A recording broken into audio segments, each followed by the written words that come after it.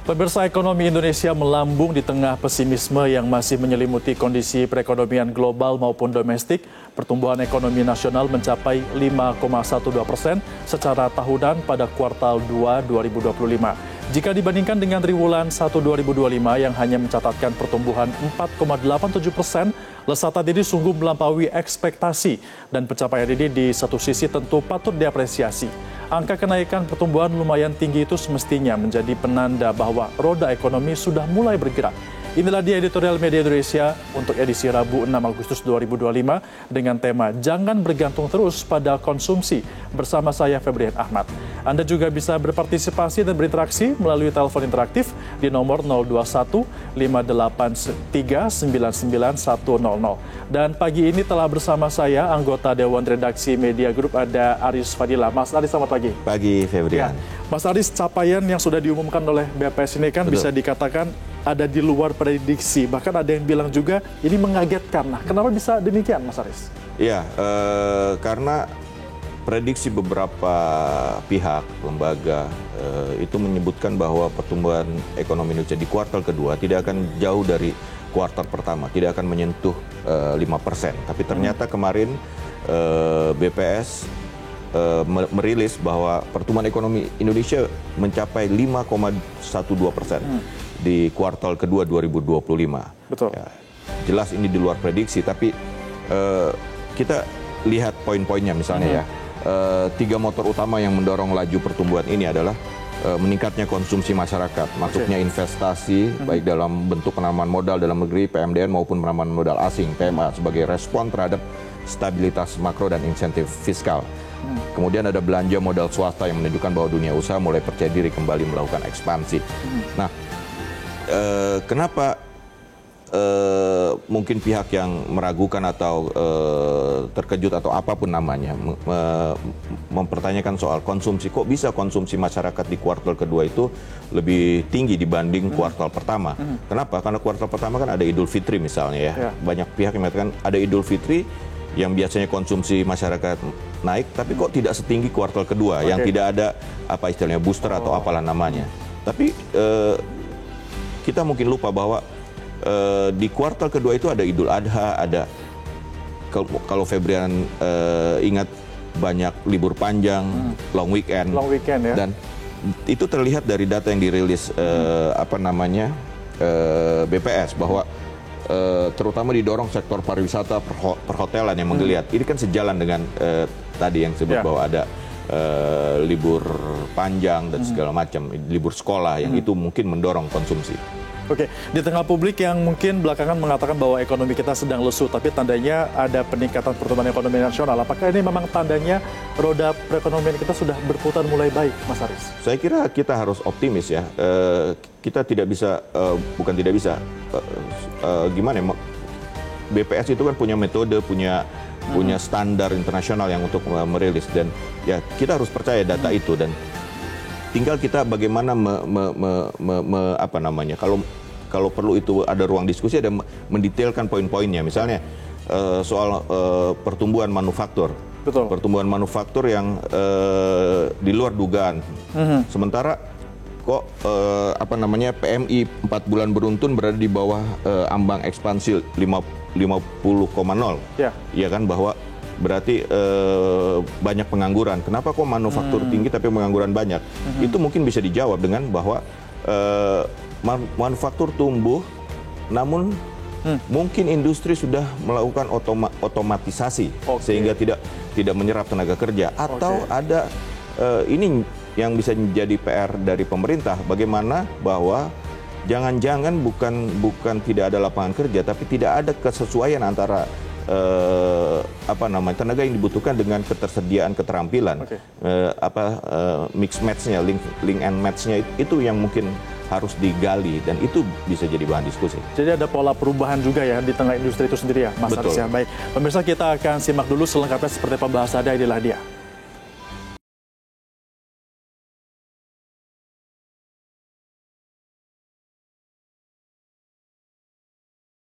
Jangan bergantung terus pada konsumsi.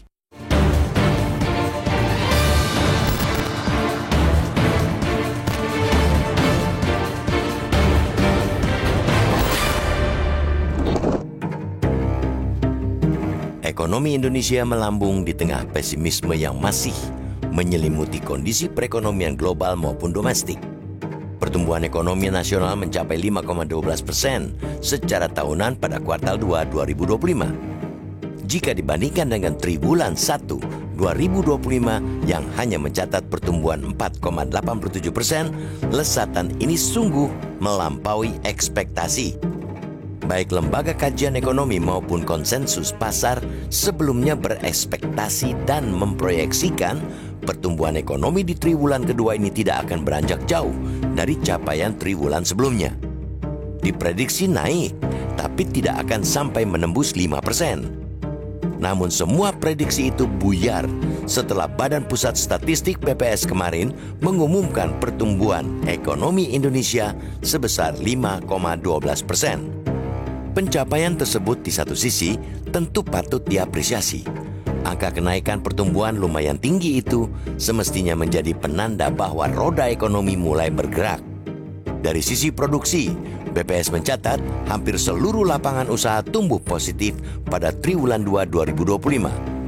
5 sektor produksi utama yaitu industri pengolahan, pertanian, perdagangan, konstruksi, dan pertambangan semua tumbuh signifikan. Dari sisi pengeluaran pun nyaris sama. Seluruh komponen pengeluaran mengalami pertumbuhan positif kecuali konsumsi pemerintah.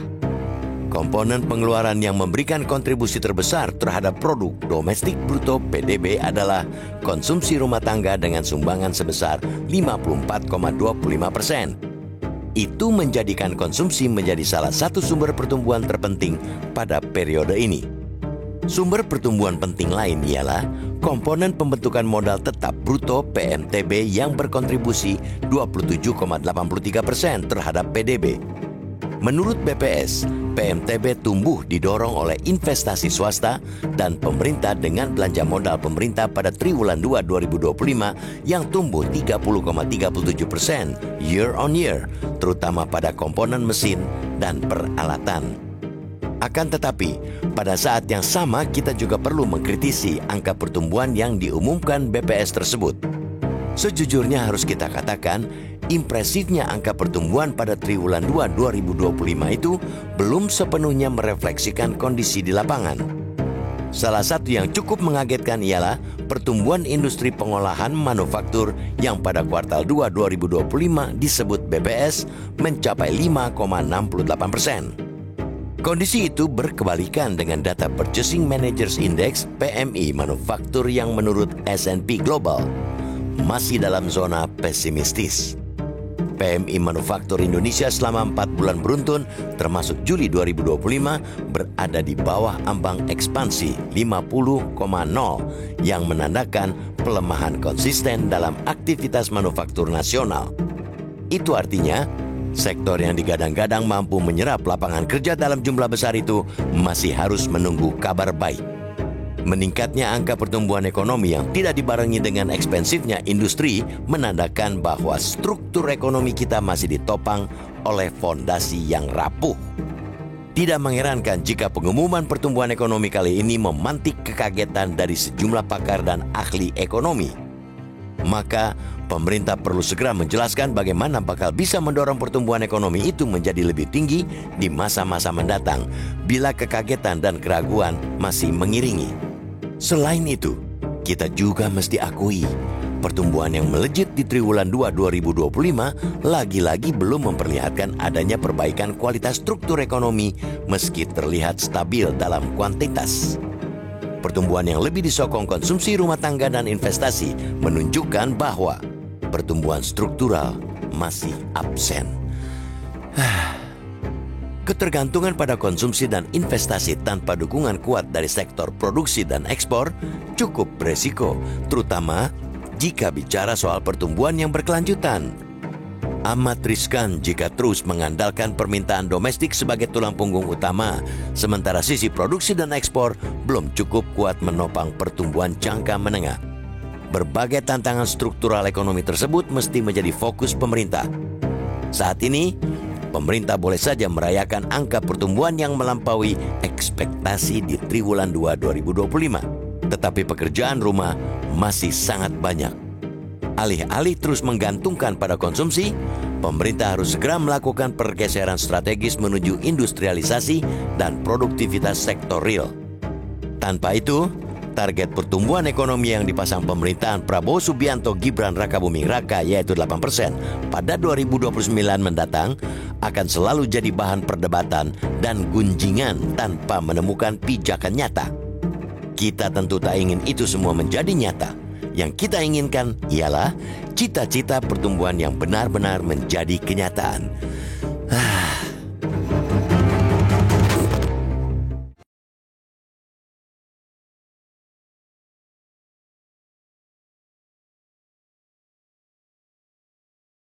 Tetaplah bersama kami karena usai jeda pariwara, editorial Media Indonesia masih akan segera kembali untuk Anda.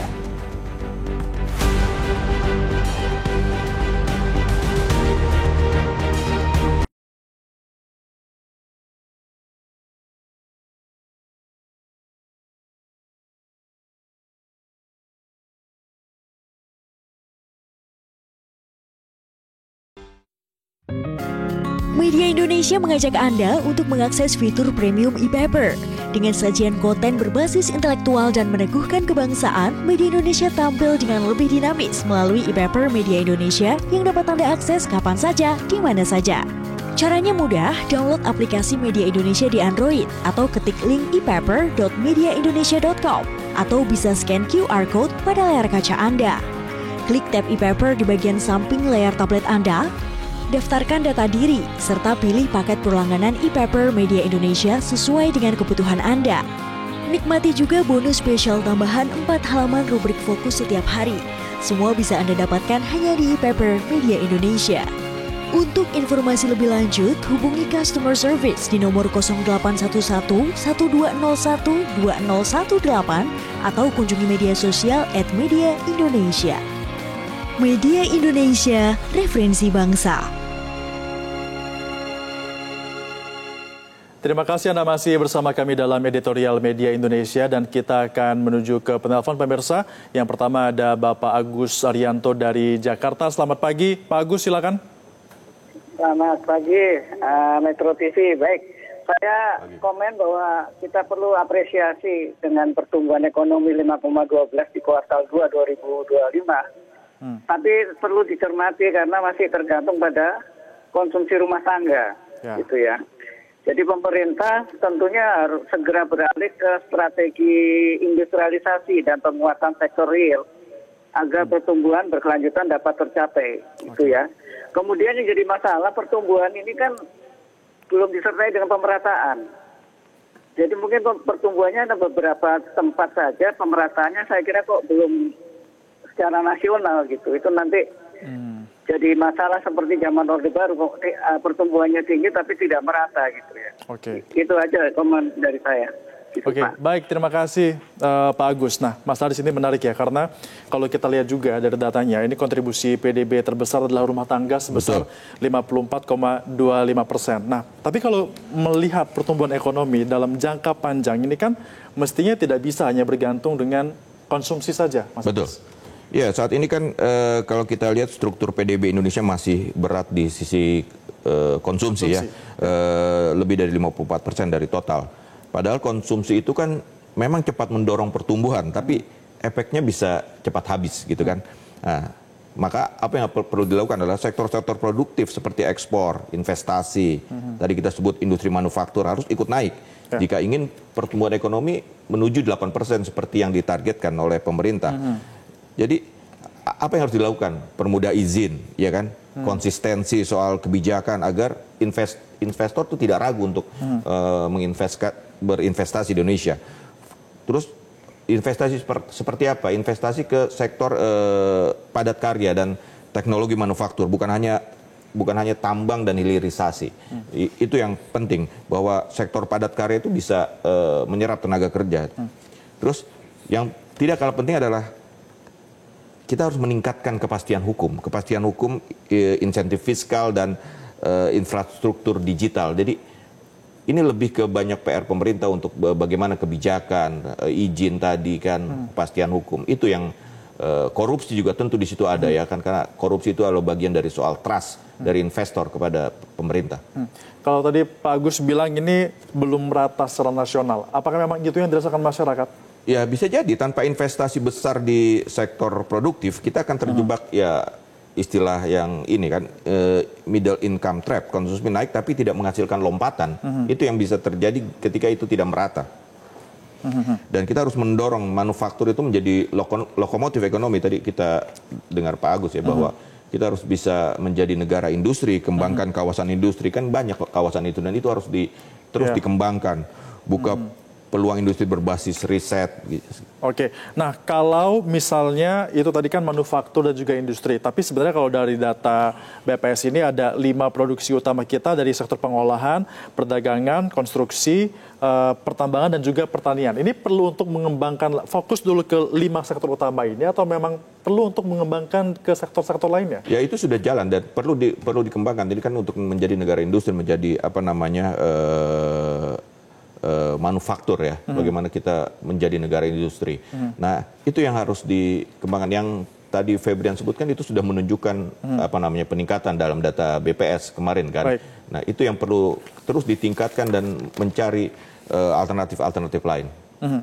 Nah, kalau untuk sektor yang digadang-gadang ini kan merupakan salah satu upaya untuk dapat melecut bagaimana perekonomian kita. Nah, PR-nya adalah pemerintah bagaimana caranya untuk dapat mempertahankan 8% ya, Mas Arisna. Tapi tahan dulu, karena kita masih akan segera bahas, pemirsa, usaha jeda pariwara, tetaplah bersama kami dalam Editorial Media Indonesia.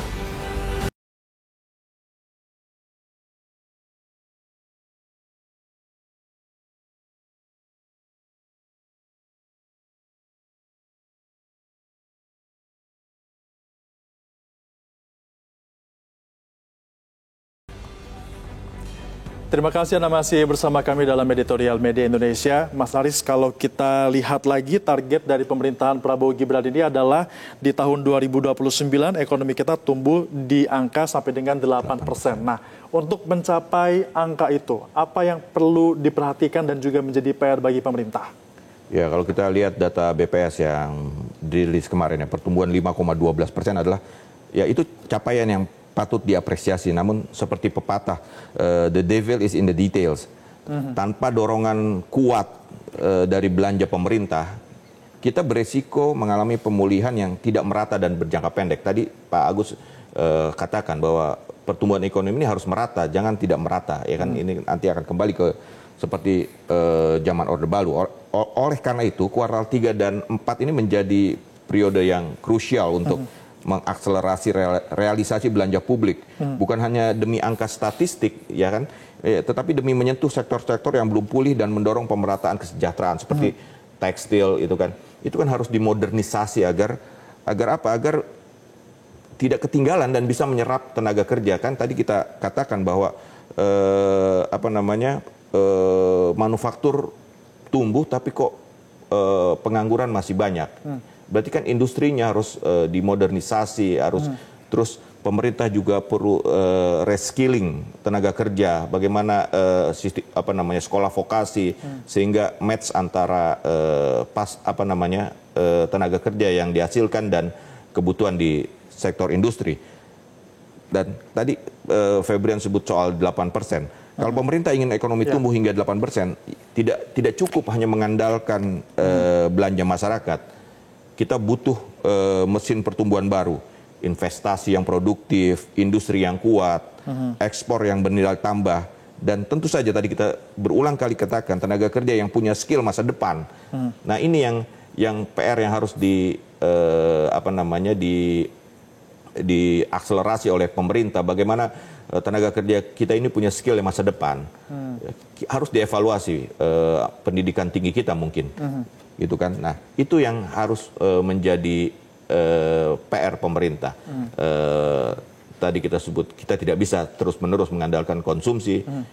Terus belanja pemerintah, ya pemerintah mungkin masih transisi, masih ini ya soal belanja pemerintah. Jangan belanja pemerintah habisannya untuk gaji. Ya kan, itu harus bisa menyentuh langsung masyarakat. Nah, ketika data yang dikeluarkan BPS ini seharusnya kan bisa menjadi sebuah kabar gembira, tapi masih ada yang kaget dengan datanya, merasa kaget seperti itu, Mas Aris. Nah, apa yang perlu dilakukan oleh pemerintah? Apakah data ini sudah menjelaskan atau memang perlu untuk ada penjelasan lebih detail lagi? Saya kira kita harus percaya dengan data yang disampaikan oleh BPS. Bagaimanapun ini adalah lembaga pemerintah dan tidak mungkin, hampir tidak mungkin untuk merilis hasil survei yang tidak benar, katakanlah gitu ya. Jadi sekarang kan bagaimana kita menjaga momentum itu, pertumbuhan 5,12% itu untuk terus kita jaga. Ya, itu. Ini pekerjaan rumah pemerintah. Pemerintah juga tidak bisa terlena bahwa hebat bisa 5,12. Ya tidak begitu juga. Targetnya 8%, bukan 5,12 gitu kan. Itu yang harus dikejar. Bagaimana mencapai 8% itu. Dan kita tadi sebutkan bahwa belanja pemerintah, industrialisasi, penyiapan tenaga kerja. Artinya sudah ada asa itu ya, Mas Aris ya? Ya. Nah, dan pemirsa, ternyata ketergantungan pada konsumsi serta investasi tanpa dukungan kuat dari sektor produksi dan juga ekspor ini cukup beresiko, terutama jika bicara soal pertumbuhan yang berkelanjutan. Amat riskan jika terus mengandalkan permintaan domestik sebagai tulang punggung utama, sementara sisi produksi dan juga ekspor belum cukup kuat untuk menopang pertumbuhan jangka menengah. Demikian editorial Media Indonesia untuk edisi kali ini. Terima kasih dan sampai jumpa.